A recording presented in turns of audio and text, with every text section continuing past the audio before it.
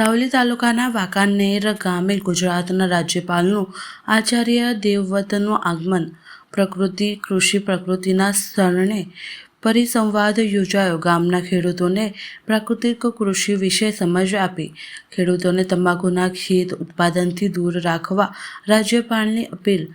Organic ખેતીમાં organic carbon 0.8થી 1 સુધી રહે છે, રાજ્યપાલે કહ્યું. રાજ્યપાલ આચાર્ય દેવવ્રતે વાંકાનેર ગામે રાત્રિ રોકાણ કરી ખેડૂત સાથે રાત્રિ સભા યોજાશે.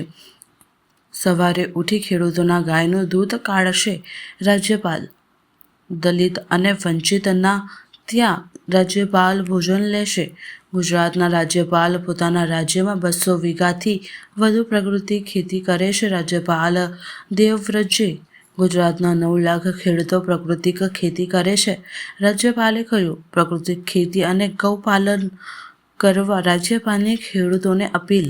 મારા સાવલી તાલુકાના વાંકાનેર ગામે ગુજરાત રાજ્યના આદરણીય રાજ્યપાલ શ્રી આચાર્ય દેવવ્રતજી જે આજે વાંકાનેર ગામે પધારીને પ્રાકૃતિક ખેતી માટે જે પ્રાકૃતિક સંવાદનો કાર્યક્રમ રાખ્યો હતો, એમાં મોટી સંખ્યાની અંદર ખેડૂતો પણ ઉપસ્થિત હતા. જિલ્લા પંચાયતના પ્રમુખશ્રી, જિલ્લા વિકાસ અધિકારીશ્રી, માન્ય ડીએસપીશ્રી બધા ઉપસ્થિત હોય અને આત્મા પ્રોજેક્ટ માધ્યમથી જે આજનો કાર્યક્રમ હતો એમાં ખૂબ ડીપલી એમને ખેડૂતોને પ્રાકૃતિક ખેતી માટે જે પ્રેરણા આપી છે.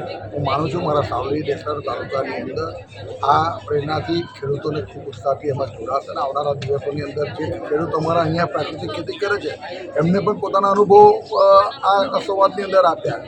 તો આજના કાર્યક્રમને હું સફળ કાર્યક્રમ માનું છું અને રાજ્યપાલશ્રી જે અમારે ત્યાં પધાર્યા છે ખરેખર ખૂબ મોટી વાત છે. આજનો દિવસ અમારા માટે બહુ ગૌરવવાળી વાત છે કે આજનો દિવસે વાંકાનેર ગામમાં રોકાવાના છે, પંચાયત ઘરમાં જ એ સ્ટે કરવાના હોય અને દલિતની ત્યાં રાતનું એમનું ભોજન હોય ત્યારે મારો સાવલી ડેસર તાલુકો આજે રાજ્યપાલશ્રીને ખૂબ ખૂબ દિલથી હૃદયથી આવકારે છે. આજના કાર્યક્રમ બદલ હૃદયથી વહીવટી તંત્રને પણ અભિનંદન આપે છે. ફરી એક વખત આચાર્ય દેવવ્રતજીનો ખૂબ ખૂબ આભાર કે અમારા સાવલી તાલુકાના વાંકાનેર ગામે જે પધાર્યા હૃદયથી આભાર.